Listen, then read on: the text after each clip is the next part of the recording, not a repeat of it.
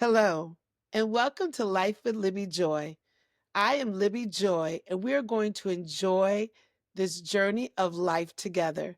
This podcast is to inform and inspire women along our journey with joy. On this podcast, you will expect to hear some information on women's issues, challenges, successes, and concerns. So we're going to go through each and every week talking about one area or issue or concern about our lives. And we're going to see how we can fill our lives with joy. In this journey of life, we want to make sure you remember it's a journey, it's not a destination. So let's enjoy the journey together. On this episode, we are not going to do a hot topic because we're going right directly into our main thing. And our main thing tonight will be to discuss the Let Them Theory by Mel Robbins. And I have a special guest, always very special. She's not really a guest. Jennifer, my best friend, to come on tonight to talk about this wonderful book. Hi, Jennifer. How are you tonight? Hello. Thanks for having me. Oh, thank you for being here. I keep mentioning to her I need to interview her, but then I make her a co host because I want to hear all the things she has to say about whatever I'm talking about. So she's going to have to just get ready because I'm going to keep calling on her. That's what friends do. Mhm.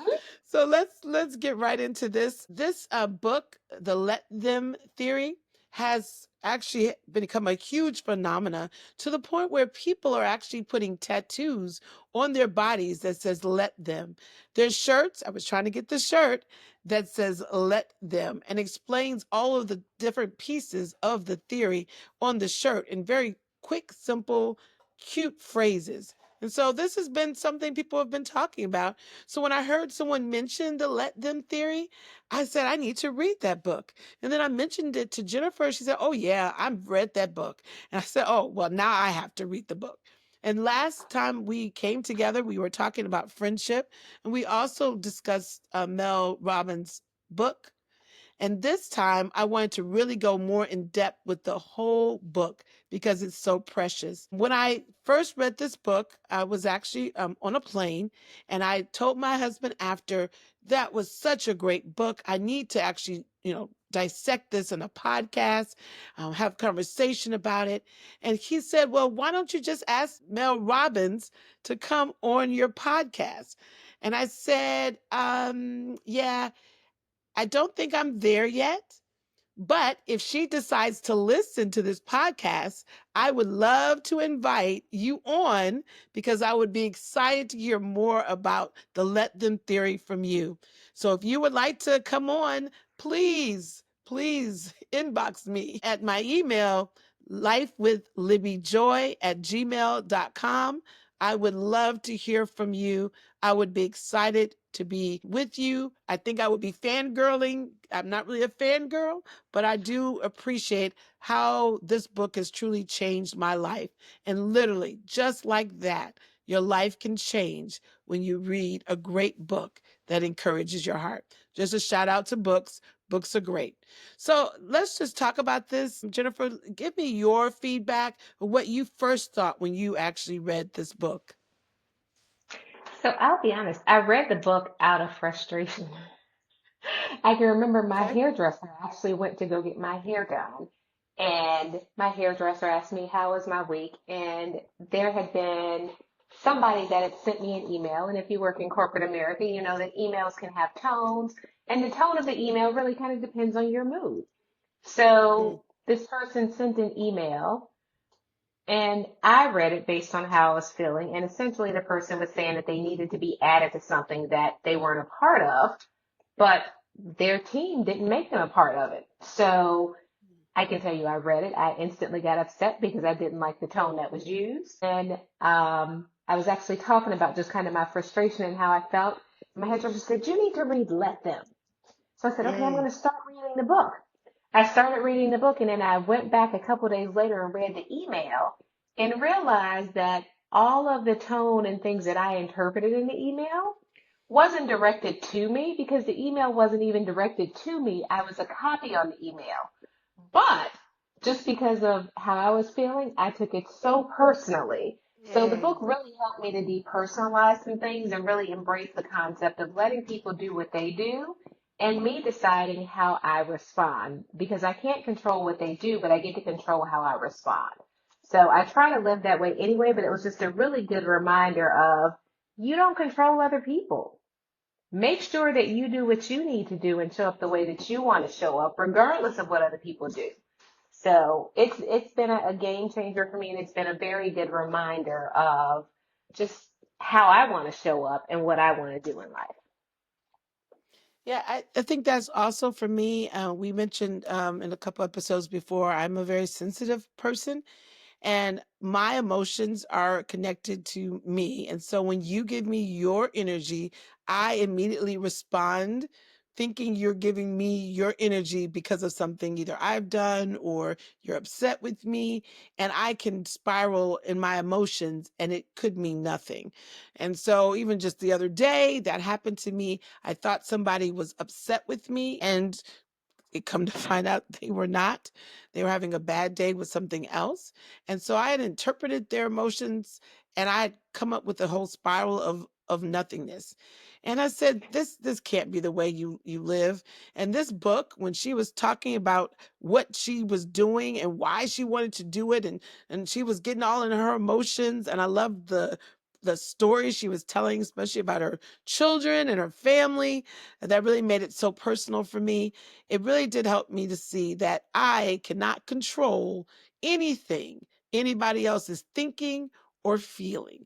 I can almost not even really control my own thoughts because we have so many of them going through our heads. And so it was so helpful when she explained that. And really it has been very freeing. Like I have been freed. Like it's like, oh, so I have to just let them. Right. And she said, you using that phrase just helps to remind you or reinforce your thoughts. And so when that does come in your head and you're like, why is that person whatever? You have to stop and just say, let them. So I like that. And so because I like that so much and because I love books so much, like I said, I think I could do book clubs. I would love that. I knew I had to have a conversation with you about that. So thank you so much again for coming. We are going to try to summarize this book. We're not going to go detail cover for cover because we do want you to go out and actually read the book. You can read it, you can put it on audio and listen to it. Please go out and look at this book. I think it will give you some nuggets for whatever situation you're going through. It's a reminder, and it also will just help encourage you to move forward. There was a lot of valuable stuff. I don't want to start it right away, but I was amazed at some of the aha moments I received. Sorry, I think that's trademarked. I'll say it like this. I was amazed at all the wonderful thoughts I had when I was reading this book. So let me go ahead and start us off with, I believe, the first chapter. There was a summary put online. I didn't see who put it online, but I will credit it was not my summary. They gave a summary and it said this about the let them theory. Let them give others the freedom to be who they are, think what they think, and do what they do. Stop trying to control the uncontrollable. You say, I've already know that, but it just speaks volumes. That's the let them, right? We're going to get into some situations because that's a good one. And then this is the part that really like went like, that's great. After the let them, it's the let me. Focus on your own responses and actions. Take responsibility for what you can control. The only person in this room I can control is myself. That is also a freeing thought. So let's talk about this.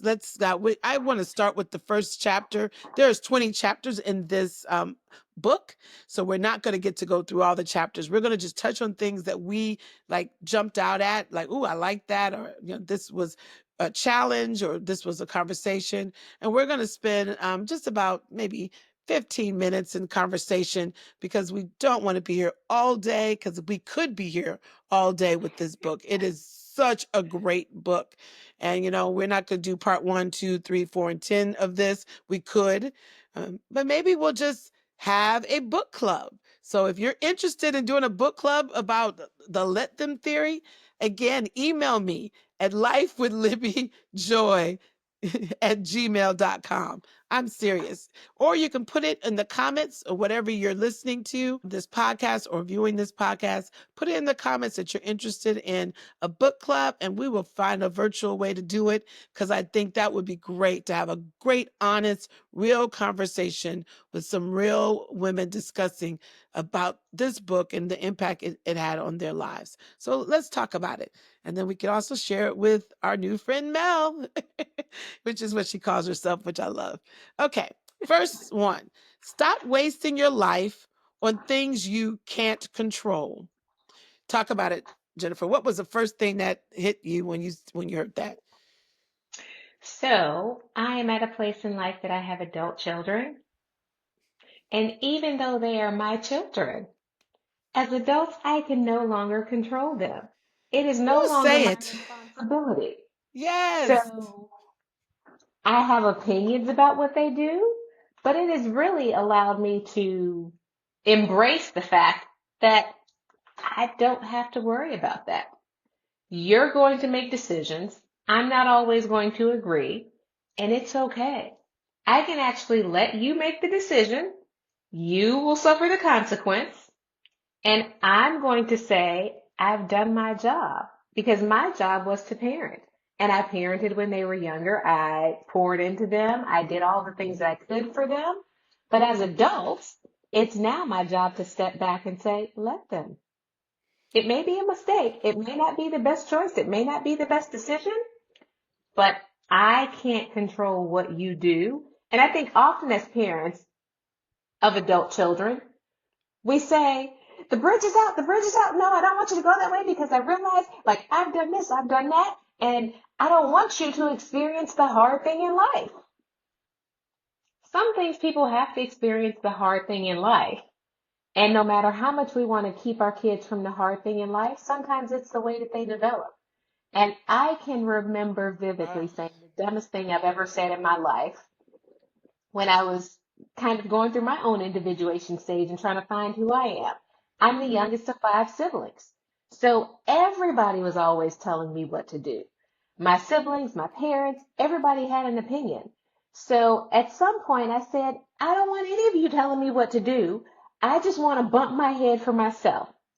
I realize now I don't need to bump my own head for myself. But it's that same kind of logic that adult children have. They want to find their own way. And as parents, we, like I said, often want to rescue them. So it's just really helped me to remember, like, that's not my job.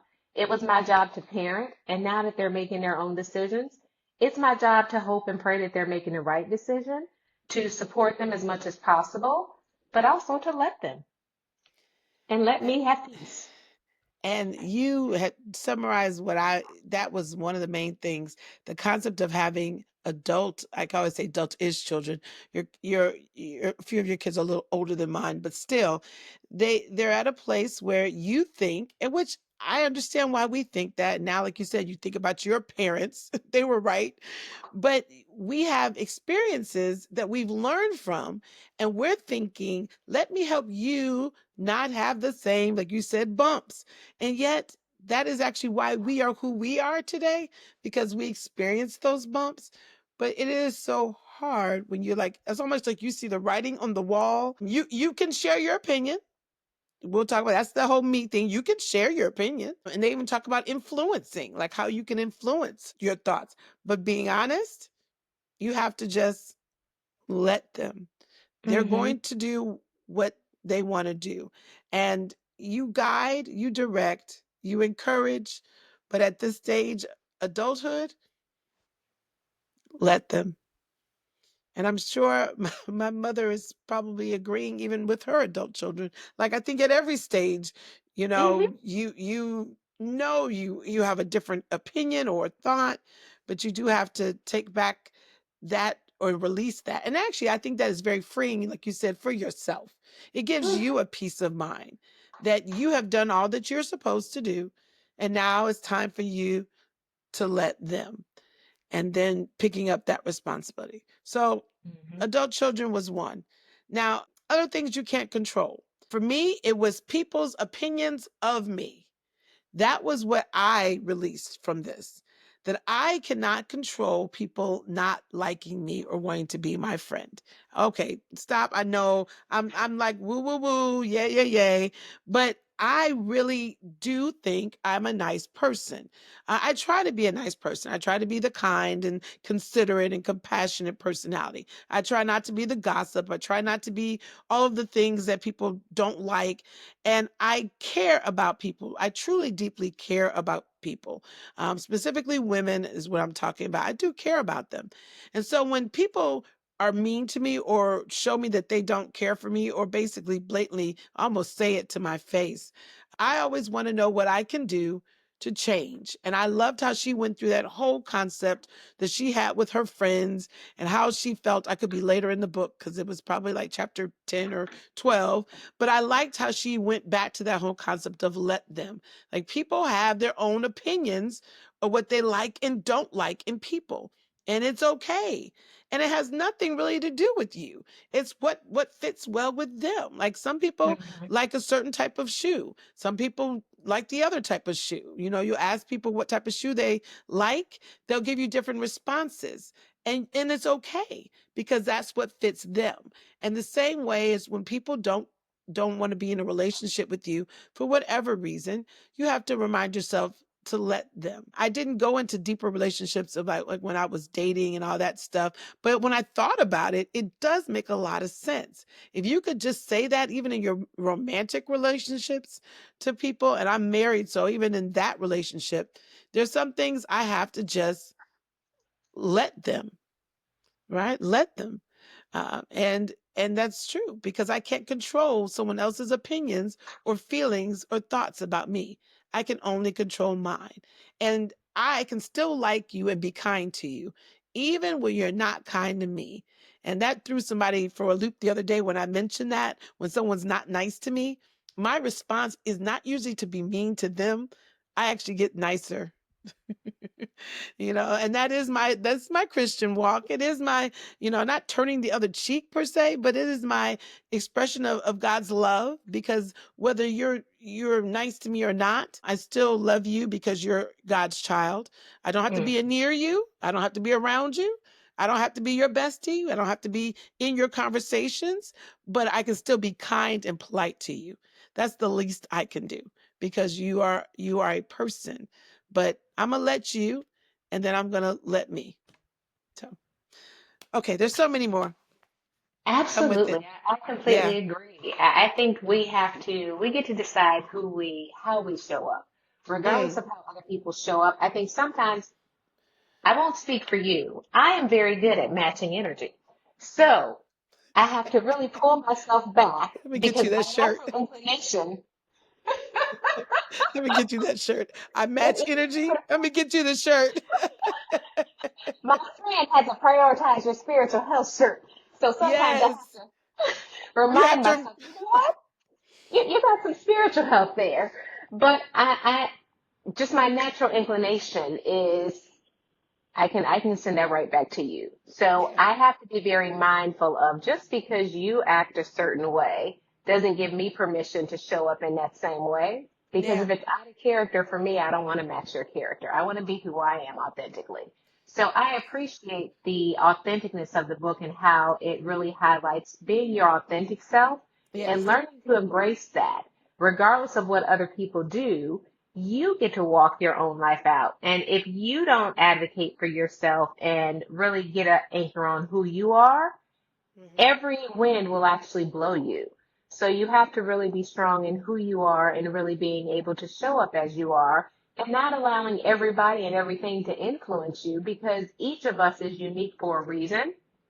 And I just appreciate the reminders of embrace your uniqueness. You don't Embrace your have to be like uniqueness. everybody else. You have a purpose and a calling, and you have things that you need to get done. And you have to do that in the way that you're called to do it. So one of the things that she talked about was failing in business and just kind of how she procrastinated and some of the things that she went through and just kind of getting started with business. And she mentioned about getting started with her business later in life and watching other people do similar things and just her feeling of there not being enough and just all of the things that held her back from starting her business, from being successful in her business. And some of that was internal, and some of that was some circumstances that she allowed to really change her mental state about what she could do. So Yes. she had some self-defeating beliefs that she really had to grab a hold of and say, you know what? This person is doing it. And at some point, she realized that she was jealous of some things that some other people were doing because they didn't Yes. necessarily have the qualifications to do it. And she did, but she wasn't actually doing it. And then she realized, like, I can't hold them responsible for being willing to try something that I'm not willing to try. I can't look and say, okay, this person is successful and I want that, but I'm not willing to do the work. And it was just a really good reminder for me that one, it's never too late to achieve your dreams, but two, that you have to continue to dream and that you have to do the work. You have to put the work in for what you want. So just really kind of allowing stress and just different things to drive you rather than to deplete you. Yeah, and I don't know what chapter this was when she talked about comparisons and how we all do it. We all Mm, compare ourselves to somebody else or things that we chapter 10. see. Chapter 10. That's what I was thinking it was about 8 or 9. Chapter 10, okay? And I like that because she was honest that we do compare. It's what we do with the comparisons is that's important. And I know one of them was let it be your teacher instead of I think it was let it be a threat, let it be your teacher, that we all can win.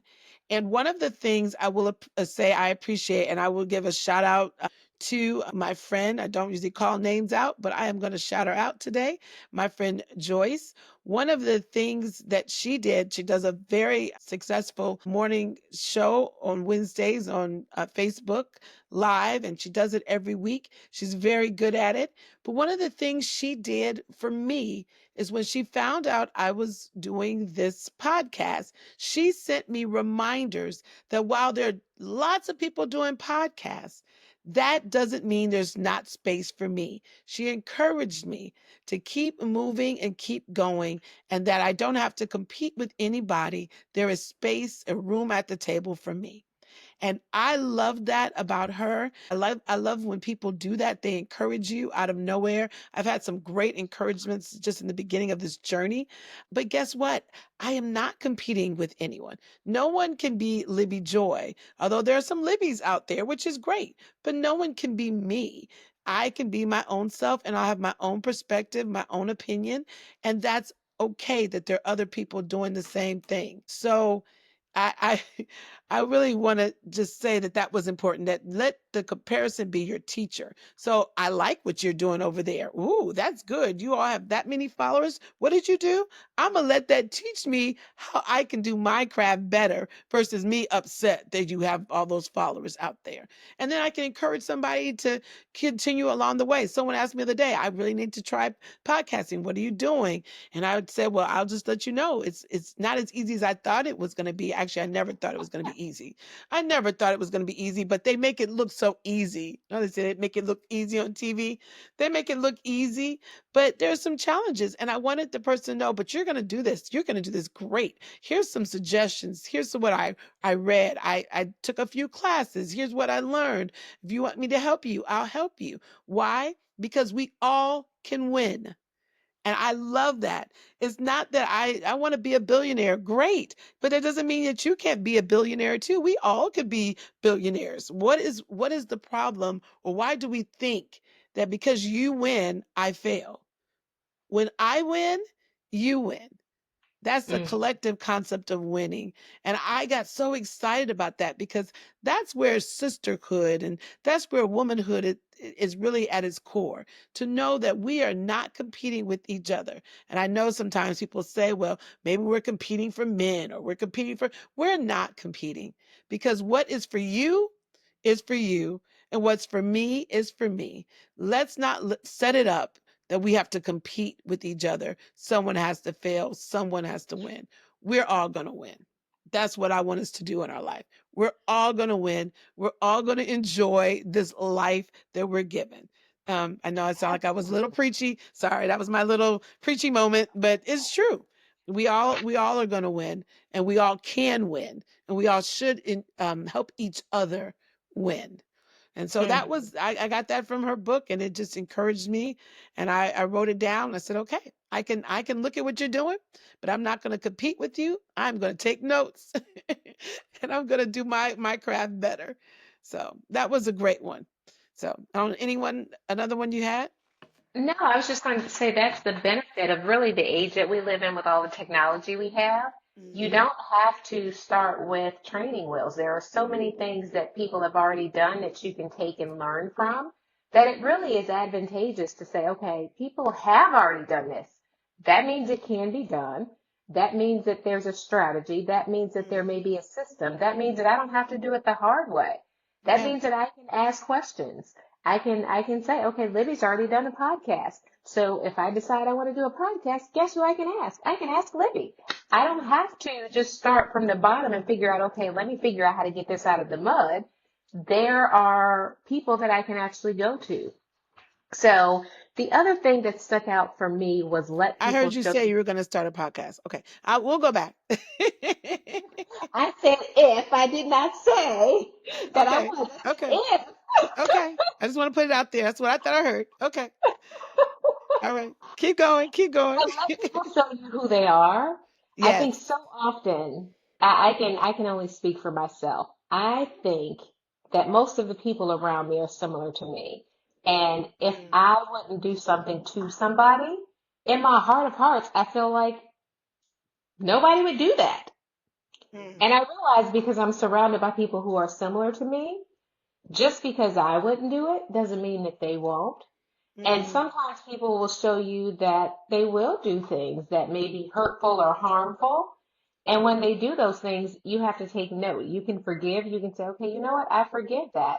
And I've just really embraced a saying at this point in life that no matter what people do, I'm going to make sure that it makes me better and not bitter because I don't want to give anybody control over my life.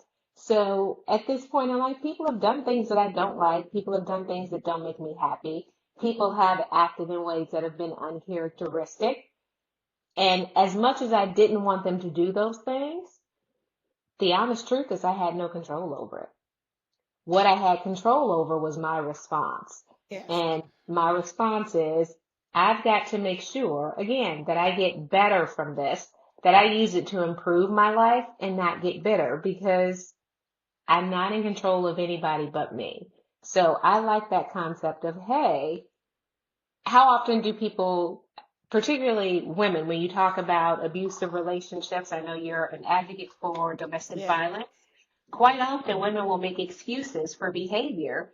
And instead of looking at the behavior and acknowledging it for what it is, Yeah. we will try to see the best or hope for the best when the person is actually showing us who they are and we don't want to believe them. So that to me was a really good reminder of when people show you, let them. Don't try to excuse it. Don't try to make it feel better. Feel how you feel, process that feeling, and then figure out what to do with it. But there are just too many opportunities, and like you said, you're not competing for anybody or anything. Your biggest competition is yourself. Yeah. So just letting people be who they are and being okay with that. Some people are going to fit in your life and stay in your life for a lifetime. Some people are in your life for a season, and you have to be able to allow those seasonal people to go, just like the leaves fall on trees. You have to let that season pass in order to go to the next season successfully. Yeah. And then also just recently something happened to me that some people had to leave me for whatever reasons. And it hurt sometimes, but then you're thinking from your perspective of why you need them in your life. And that's why I like the let them theory, because I'm talking about why I need them in my life, and yet I need to throw it back. They need to go for their issue in their life. And you don't always know that. You think about your own. I mean, it's just truthful. You think about how it impacts you, right? What it does to your life, but you forget that other people have their own things that have really nothing to do with you. And I'm actually today I'm wearing my shirt, and I'm just gonna shout it out because I like it. It says, I will choose to enjoy the journey of life. Basically, this is my MS awareness shirt, or multiple sclerosis awareness shirt, because I have been diagnosed with multiple sclerosis since 2011. And so a lot of I think about myself. There's some things that I don't do people may think it's because of them, and they don't even know, like, my fatigue or the things that I'm battling with at home, because I don't usually go out and say, oh no, I couldn't even move yesterday. I've had moments like that. Hmm. I don't usually share that with everyone. So when I don't show up for your event, if you are one of those people who take offense of people not showing up for something, instead of thinking, what if she has something, what I feel like this we need to think more about not just ourselves, about other people. And so that's why Hmm. the let them happens, because I can't control what their situation is. I don't know what their situation is. I only know my own. And so I'll let them. And what's my response when people can't show up for me? I have to figure that out. What is my response? So that was great. I had more takeaways and more other things, so I'm going to find them. I've been trying to take notes for our takeaways and look at the book. So I'm juggling two things. So go ahead. I was just thinking as you were saying that there is a place in the book where she says to assume positive intent. And so Yeah. often that's a challenge because we view things from our own lens, from our own understanding, from our own trauma, from our own experiences. Mhm. And we will often interpret and analyze things based on information that is only subject to us. And we'll look at something that somebody does and we'll assume that it was intended to be negative. Mhm. And that just takes us down a really negative spiral. Whereas if we say, you Spiral. know what, maybe that wasn't the intention, but the impact was still the same, it's an opportunity to have a conversation. So I feel like there's a lot of conversation about adult relationships and just kind of how things change as you Yeah. age and being willing to embrace that and really go on that journey. Adulthood is really a journey. It's not an age or a stage. It's not No. you get to this certain age and you're an adult. It really is the journey of going through difficulties and challenges that force you to grow, and I think that impacts friendships and just relationships as well. So we get those opportunities to grow, but I think it is super important to assume positive intent with any relationship. Yeah. And that goes back to that whole concept of emotional intelligence again. I mean, I think all these things are intersecting in my life. And I do realize as we get older, this is why I'm thinking we can have joy in our days. Because if we took less time to worry about other people and have all this stuff in our heads about, do they like me? Don't they like me? Why did they say that? How am I viewed here? What's gonna happen next? If we could take all that and eliminate that from our lives, our lives would just be so much lighter. And we could Yeah. focus on the things that are important to us, things that bring us joy, bring us meaning, and stop focusing on things that are really a mindless chatter in our heads. It's really what it is. It's mindless chatter. We come up with scenarios in our head. Like I said, you could be thinking, "Oh, that person is upset about me," and you can start getting emotional about it. Then you get mad, and then none of that would be the case. And I feel like that's one of the things I thought was really helpful for this book, because a lot of our adult relationships, like you mentioned, really just need some sensitivity, some understanding. Yeah, yeah. And the I'm worst not. I'm. conversations, I'm not trying to sing a song, but we do need a little sensitivity.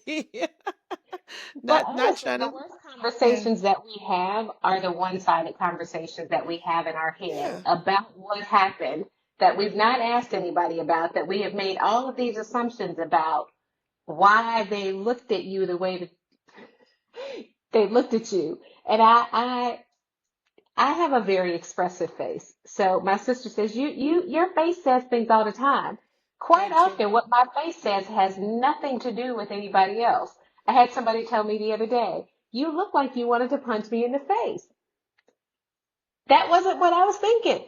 I was really thinking, I'm fighting for my life. I've got allergies. I can't breathe. I got a lot of things going on. It had nothing to do with that person. But I guess my face said, I'm fighting. I don't know. I don't know what my face said, but I was like, the interpretation of my face was that I wanted to punch them in the face. So I had to laugh because I was like, that wasn't what was on my mind at all. And I'm so glad that we had the conversation because it helped me to remember, okay, be mindful of your face. And then also to go back and clarify some things sometimes because just because we think it doesn't make it true. And if we never go back to the person, we don't get that opportunity to clarify. We keep what we thought. And if I didn't have that conversation, that person would have continued to think, oh, she's extremely upset with me. Yeah. She wanted to punch me in the face when she looked at me, but And then that that's wasn't it. at all what it was. So, Yeah. So, so this we talked about adult children. We talked about people and being understanding of their mindsets being different than ours and their frame of references. And I was like, this is all great. So, is there anything else that just like popped out at you before we end this conversation? Because, like I said, there's lots. This is 20 chapters of great stuff. I it did is. not get into the relationship stuff at the end, but there's 20 chapters of just great stuff. Anything else that just like you just like I need to sell this to somebody, and I'm telling everybody, no, I am not what I say. I'm not a paid sponsor. I'm not a. I don't get any. I don't have a code or any of that kind of stuff. Or I'm really just sharing with you what was a great book that I read. I will do that periodically in this podcast because if I read something great, I want to share it with you and encourage you to read it because we really do need more information. It helps with our whole understanding of life. It does. You always find something that encourages your heart and your spirit, and we need that. That's part of my joy drop for this week. I just have to tell you, this is my joy drop for this week that I was able to read this book and then have a conversation and talk about this book.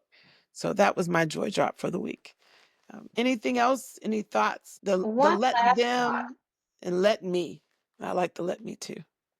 Go ahead. Absolutely. But she mentioned there's a chapter about when adults throw tantrums. Oh, And she ooh. had this whole premise of even though we're developmental, I shouldn't say developmentally, um, chronologically adults, because just because somebody is chronologically an adult Mm, doesn't mean that they're developmentally an adult. mm, And she mentioned even with friendships how she's in her 50s, I believe, that there are times that she is really her 8-year-old self. And I think that is so relevant to all of us. When we go to make friends, even as adults or meet new people, there's this sense of insecurity or just like, well, what are they going to think of me? And all of these little thoughts that we've had since very small children. Like that whole 8-year-old insecurity is a very real thing. And we often will look at people and assume that they must be confident and they must be this. And we make all of these assumptions about people based on either where they are in life or what they do. And that has nothing to do with who they are. So I thought that that was very relevant to really make sure that we're looking at people and not assuming that just because they're chronologically an age, that they're developmentally that age, and realize that yeah. sometimes adults throw tantrums as well. And my pet peeve at this point in life is honestly the word narcissism, because according Ooh. to social media, everybody's a narcissist, which just is not true. And I'm a fact-based person. So if it's not true, I want us to stop saying it. But what I realize as a clinician is that people are using narcissism because they have no idea how to frame it. And really it boils down to toddlers are selfish people. They have no concept of other people. They have no concept of empathy.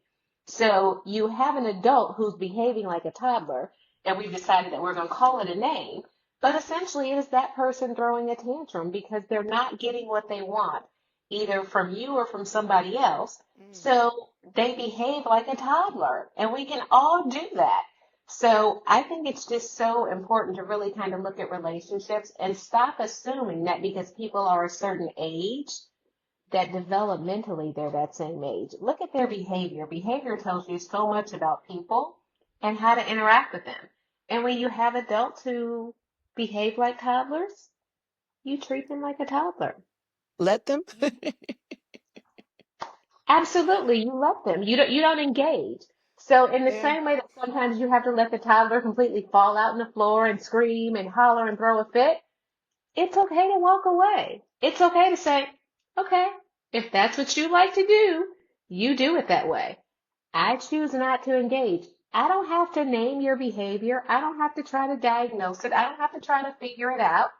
When adults throw tantrums and they don't function like adults, let them Hmm.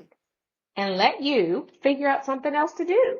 Because it's not necessary to engage in tantrums with adults. So I really like that section, just because I thought we often, and I'm guilty as well, I think if you're 80 years old, that clearly you should have some wisdom and some knowledge, and this is how you interact and this is how you deal with people. But I come across people all the time who are older in chronological age, but they do literally act like very young children. And sometimes they do throw tantrums. And often it works for them, so they keep doing it. And I've just decided at this point in life, I don't have to interact with that. I don't have to acknowledge it. I don't have to do anything. I get to choose how I engage with you. I get to choose whether or not to engage with you. You get to choose your behavior. I get to choose my level of engagement. Mm. So if you choose to behave in this way, I am actually going to let you behave in that way. And I am going to let myself make the choice to not engage and be okay with that. I think as women, I feel like we're taught that if we don't nurture all the time, that somehow we're being mean. And we have to really be firm enough to set boundaries and realize this is what's okay for me. This is what's not okay for me. And even when my kids were little, I didn't allow them to throw tantrums. They'll tell you I was probably mean. And I would extinguish a tantrum really fast. So in the same way with adults, it's not necessary to engage in those behaviors. And like I said, I like Mel Robbins just as an author, period, because she has some really good practical tips. I think we often get stuck in the details of how to do things, and she's just straightforward and practical. And I think there's a lot in Let Them. She's got some other books as well, but I think it's a really good reminder that you don't control anybody else. You may not like the behavior, you get to control your response, but you don't get to control the behavior. So let them. Let them. So freeing. The Let Them Theory by Mel Robbins. And I thank you, Jennifer, for your conversation tonight.